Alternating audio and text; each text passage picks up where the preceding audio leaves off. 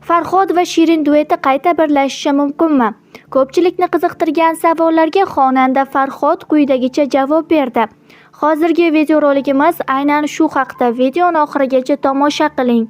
Kanalimizni ilk bor ko'rib turgan bo'lsangiz, videoga like bosishni va obuna bo'lishni unutmang.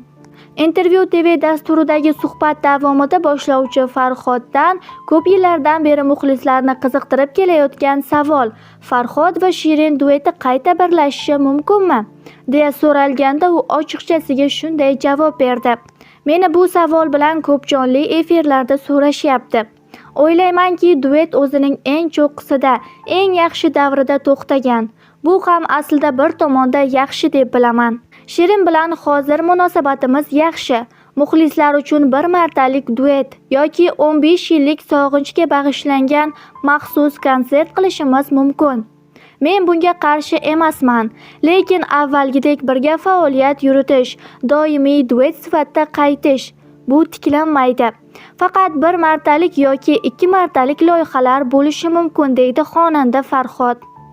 Shou-biznes olamidagi eng so'nggi ma'lumotlar bizning kanalda.